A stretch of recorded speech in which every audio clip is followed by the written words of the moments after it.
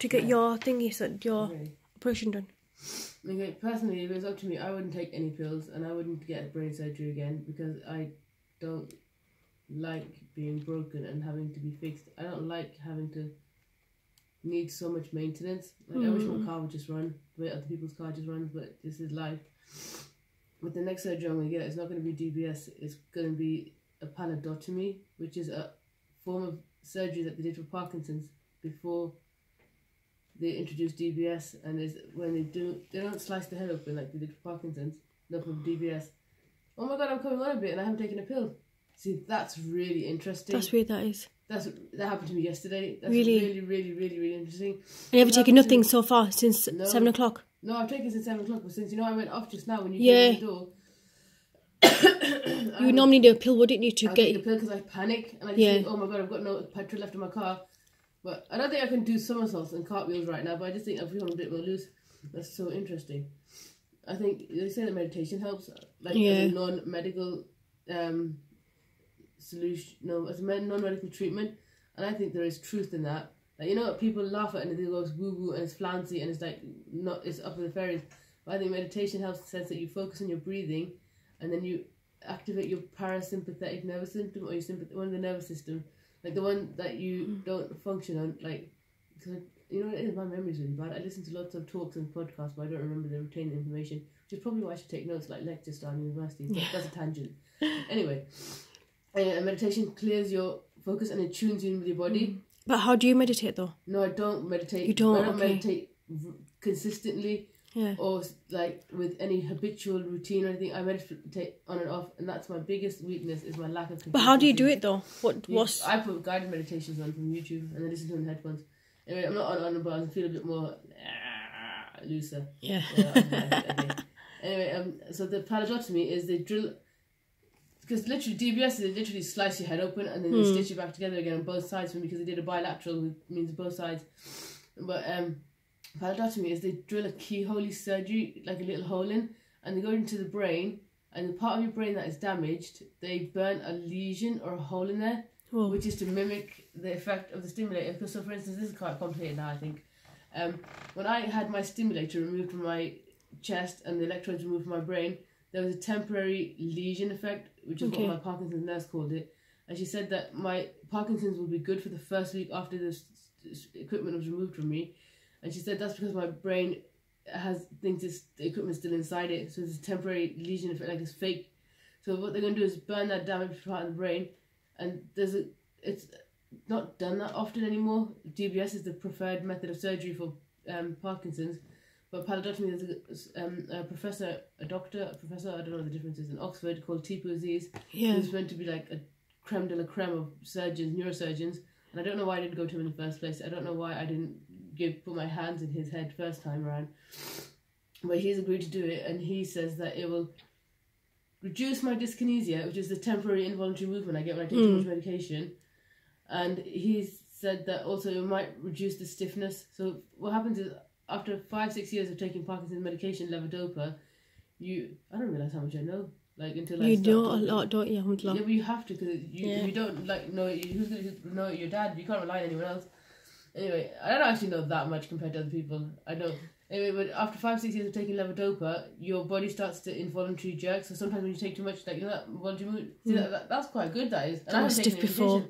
That was really, actually, I'm tempted not to take any medication. So my, like, chakras, if you believe in those, are opening up. Anyway, oh my god, that's so weird. That's so weird. But that's not medicated, because remember, I didn't take any. That's so weird.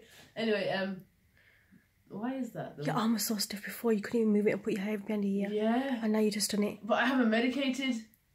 So that's really... The Parkinson's is such a baffling condition. Like, I have it. I'm surprised that, because every time when I come here, you have to take a medication to get do the bit like this, yeah. So this is surprising for me that I've actually seen it yesterday though, because yesterday I was pushing myself and then I ran out of steam. Yeah. And I thought, you know what, I don't want to take a pill. I'm sick of taking pills and I'm just sick of chugging, right? I thought, you know what, I'm going to do some stretches and I'm going to do it alternative way. And my kids were at home and I thought, you know what, there's no fire. They're both fed in water. It doesn't matter. And then I did some stretches and some like yoga and stuff, and I came on. And it was about an hour. So it was an hour of non-medical coming on. Hang on, I should take my medication because there isn't time to take it. But do you remember ages ago when you told me about this guy who cured himself from Parkinson's? Yes. Walking, to say walking. He did a lot of walking, like 20 minutes a day of walking, and he cured himself. And it wasn't, yes, his name. And that's, I'm just thinking about that because of what happened to you right now. His name's John Pepper, and he lives in South Africa. Yes. And he didn't do walking, Neelofer. Like, he didn't just get up and walk. He did mindful walking. Mindful walking, yeah. Like, really conscious, like, your posture and everything. And, like, arm swinging and stuff. And he did it consistently and religiously for 45 minutes every day. And then eventually he walked his Parkinson or something. Oh my god, this is like a natural. That's weird, this is. So crazy. Anyway, and then I should take my medication though, shouldn't I? Or should I not? Should I just, because I don't have any kids the kids are at school, so there's no urgency. But then when it's late, I go really crash down. So this is the dilemma I'm in now. So there's no like, some people have medicated like clockwork, 10, 8, different. Yeah. And like like every 2 hours or so. I do take my medication roughly every 2-3 hours, but there's no. What's the word? There's no strictness to my regime because I think 5-6 years into the disease, I'm at a stage where I can judge it myself. Yeah. Do you feel like that you can do that right now? Yeah. Because, like, you know, the doctors, when they prescribe the medication, they're like, how many pills do you take a day? And so, like, you know what? It's not an exact science. I take 4 sometimes. Sometimes I take 5. Sometimes I take 3. I judge it by my needs. So if I'm really stressed and really anxious and, like, got a lot to do, then I'll do more pills. So there's no exactness to it. Anyway, I digress. John Pepper, he walked past, and there's another one called Bianca Moley, who did Tai Chi, like Qigong, like a form of Tai Chi, intensively, 3 hours in the morning, 3 hours in the day. Like, this is roughly what I gathered from my reading and. Proper intense, wasn't it? Yeah, but she went to China. Like, she was a grandma, and she could make a full-time job fighting her Parkinson's. Wow. Does that make sense? Whereas I can't do that because I've got other responsibilities. But she literally, she got a diagnosis, and she literally thought, you know, I'm going to put everything into like fighting this in a natural way. And she went to China and she did Qigong, Tai Chi, like 3 hours every day, every night. Like, she just ate, breathed and slept Tai Chi for like 2 years or a year. And she went up. Is that what you do, like slow movements? Yeah, it's like that. Yeah. And it's all to do with like with the breathing and like with the energy around you, isn't it? Yes. And it's I hear that. So even if you haven't got Parkinson's, it's meant to be so good. Yeah. Like, you use your balance and you do your toes and like that. Like, I couldn't do that. Really good. Because mentally it's good, isn't it? I went to a class once. Yeah. And I was like the youngest by about 40 years, and the old ladies, not old ladies, they're all like 60 odd and over, and they were so nice and so friendly. Yeah. But I didn't go back again, which is back to that consistency thing. But yeah, so I should take my pills. Anyway, do you know what? Normally, you know, every medication that I've been given, I've never ever read the side effects of it. So how long have you had that one for? The new one? This is about 3-4 weeks now, and this is meant to make the other ones last longer. So do you still have to take your other ones as well? Yeah, but that's a good point. The argument is, if this clocks in and elongates the longevity of those other ones, then I should take less of those, because they're, you know that when you were little in school, that relay race? Yes. You used to pass the baton on. Yeah. I think of my medications like that. So do you know, one pill I take it, and then it passes the baton on to the other pill. Another one. To the other pill. So and you essentially don't want to drop the baton. But when I go off, that is me dropping the baton in the relay race. But the argument is that this should push the race longer, so they keep flowing. But then that's what the stimulator did, because when I had the stimulator in me, when I used to go off, I never used to crash down to like paralyzed level. I remember one of the most glorious things about a DBS, the deep brain stimulation surgery, was when I used to wake up, I didn't wake up like a corpse. I used to wake up and I used to have functionality, and I used to be a bit like loose and a bit human. And that's the one thing I miss the most. And I miss the fact that... And how long was that ago? That was 2016, so that was like 2.5 years ago. And I miss also the fact that now I'm like, where's my pills? Where's my pills? And I was on 16, 17 pills before I got the surgery. And I had the stimulator inside me. Even though it's an artificial piece of equipment and you don't want to have an artificial piece of equipment inside you, essentially, I was on 6 pills a day. So how much are you on now? 16, 17 again. You gone back up then? Yeah. So what's made that jump then to go back up where you were before? The stimulator did the electrical. Do you know, I feel like Parkinson's, you know when I say it, I say it's like a power cut. Yeah. And it's like no dopes, it's like an electrical, it's like a robot, and you're like, and then and you shut down and you power up again. And the stimulator like electrically stimulated the part of my brain that's dead. So it was like, you know, in poor countries when you go and they have electrical cuts and they have a generator. Yeah. It was like a generator for the human body. No way. That's the best way of thinking of it, because like, you know, when electricity cuts out, the generator still keeps things It's flowing. still going, doesn't it? And Yeah. functioning, so you can still have your AC and still have your washing machine going. That's what the deep brain stimulation surgery stimulator was. No way. Because the human body, if you think of it, it's just an intricate bundle of nerves and electricity, isn't it? Yeah, it's Like, true. I'm not a scientist and I'm not a doctor, but that's what it is essentially. Go back to that surgery you were saying. What? When are you going to have that then? Oh, the paladotomy. Yeah. He's got a burn lesion in my brain, and the recovery rate is quicker and it's less invasive and it's less. But the thing is, he said that he's going to do it on one side of my brain, and then in 2-3 years the effect and the benefits will wear off, so then he's going to do the other side of my brain. But also there's a bit that I trust that medical team more, even though they're further away. I feel like the medical team on my doorstep, which I won't name names, were shambles. So yeah, I've got an appointment next week for...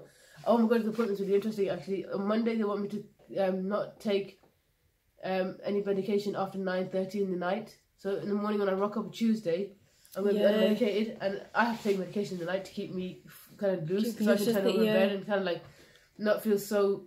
Like, you know, when you die and rigor mortis sets in, that's how I feel at night time. I feel like I've died, and every morning I'm resurrected. I feel like I die in the night, and then I'm resurrected in the morning when I take my pills. But they want me to not take any pills from 9:30 at night, and then go to the appointment at 9:30 the next day. So 12 hours of no medication, which I think I've ever done. And they want to do a baseline assessment. I think they just want to see what you like, isn't it, as well? Yeah, but I'm actually racked with anxiety, and I'm actually scared to see what I'm like. Because I remember when I switched on my stimulator, like in 2016, I had no medication in me, and I literally cried all the way to the hospital because I didn't like the way I felt in my own body. So I'm actually really apprehensive and nervous about what I'm going to be like when that appointment. But they're going to take a baseline assessment and make me do some tests like that. Yeah. And see what I'm like, and then they're going to give me pills. Yeah. And then they're going to measure me again to see what I'm like with the medication. I was listening to a really interesting talk on the radio the other day, and it's about a guy called Christian Hagaset. There's an old man in America, and he has Parkinson's, and he doesn't take any medication for it, and he's had it for 7 years, and he manages it with intensive exercise, which is another thing I don't do, which I really should do, but I don't like sweating. I just don't like, it sounds really bad, but I just don't like sweating.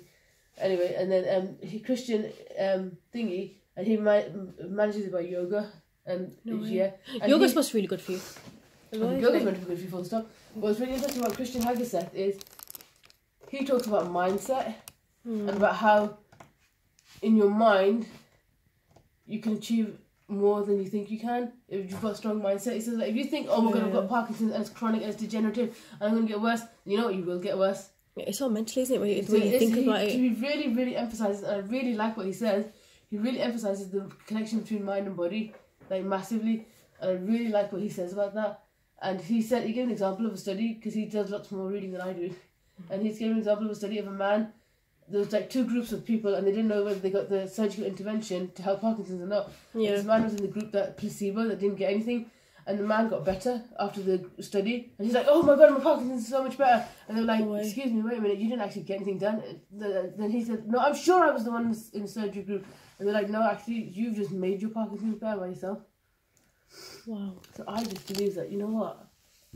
I believe, like in the Quran, it says that God does not create a disease without a cure. Like every disease has a cure. It has everything. It does. Yeah, and I think if you go back to that, do you know, like Bianca and John Pepper and everyone found the key to their like lock and safe and like access their cure. But I think I totally, in deep down inside me, actually believe that there's some sort of lock mechanisms code, and you can unlock the. No, I think everyone's Parkinson's is different, and I think different things help different people. But you have to find what works for you. Yeah. Like I'm like 2 hours, 3 hours under medicated right now, and I'm actually fine. But I think a big part of me, I should show you my equipment. I'm not taking medication now, but I will actually do something stupid. I'm not invincible, I'm good. I'm doing medication, and then I'll show you my equipment. I've got like so much equipment to help me. But you know, when you're down, how do you pick yourself back up? What do you mean, mentally or physically? Mentally. That's really really good question. Because you know when you go into your dark days and it's like now you were saying is that when you got your appointment, you're gonna have that anxiety and that fear because you don't know what you're gonna be like and how you're gonna pick yourself up. How can you pick yourself up? How can you prepare yourself from stopping that from happening? Firstly, I think you can stop it from happening. I think my therapist or counsellor says you have to feel the feeling. Okay. Whereas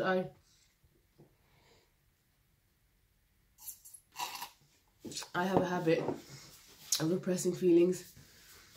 I don't think I've got enough storage in this phone. Yeah, 15. Okay. And repressing feelings. And I think, you know, if you put something in a cupboard and like a filing cabinet and you hope it'll go away, it's still, the gremlin's still in there. And traditionally that's what I've always done. I've always tried to lock them away and think, you know what, if I don't feel it and I don't deal with it, then it's not there. And my counsellor says that, because I'm going to counselling to help me process the diagnosis and process the acceptance of having such a... Do you know the average age of having Parkinson's? I was listening to it yesterday, the other day, on a talk, it was 68. No way. 68, I got it when I was 28, so I got it 40 years before I was meant to get it. How can my body malfunction 40 years before it's meant to averagely malfunction? You know, some 55-year-olds have it and they're young. They go, oh, I got it when I was young, 55. I'm like, I got it when I was 28. Try being 28. And it's not like, oh, I got it like 28. It's like, it's shocking, isn't it? Surprising. Like, I feel like you know the reserves of dopamine that I was meant to have for a lifetime, I burnt up quickly. Like, you know, you get like a sparkler. Yes. Yes, and a sparkler just goes bzz, bzz. I feel like that's what I did. I don't know why I did it. Anyway, I'm taking my medication now. I'll show you my equipment.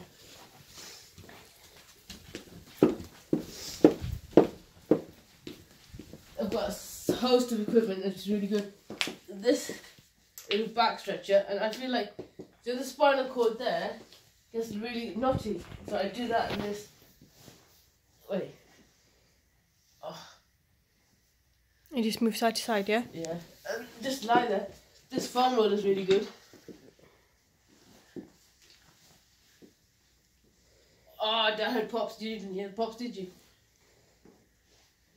There's all the side rows getting caught up. Yeah. And what else have I got? I've got this. This is really, really, really, really, really, really, really good. Everyone should get a Bible plate. You know when you can't move and your body's all stiff? Yeah. Put this on.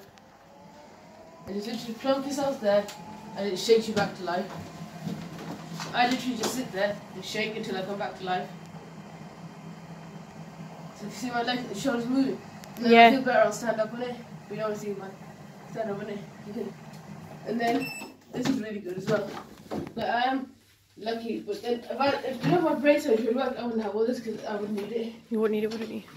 I mean, you know where the shoulders get locked up? This is really good. It opens up. Oh, yeah.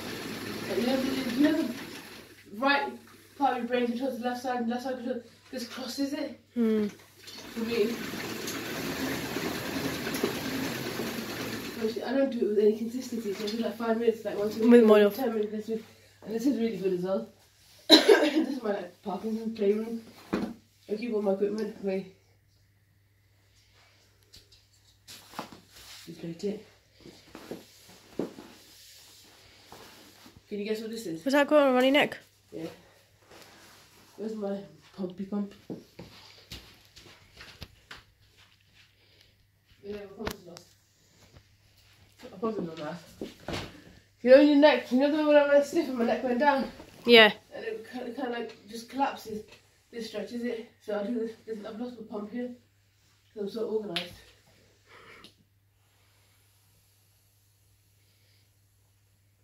And what do you do? Just turn your neck one side to side? You know, because I can't physically lift my neck up.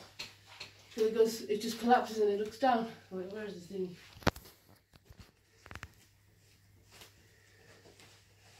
There it is. So I put this on, and this artificially holds me up until the power comes back and I can do it now. So do you know what? There's loads of equipment I've got to help me. What else is in there? My magic equipment box. No, that's just... You got that one there on the floor. What's that one? That's a massager to help your neck, and this is really good. Resistance band. I must look so funny. This is really good.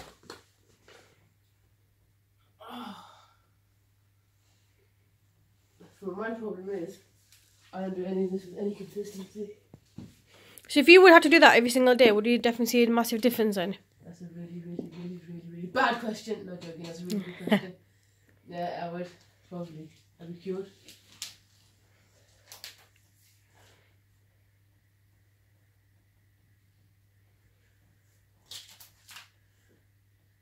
I don't know any equipment to do like that. Now you compare this to the girl that walked in when you walked in. Massive difference. I'm just showing off now. Yeah, so that's it. Yeah.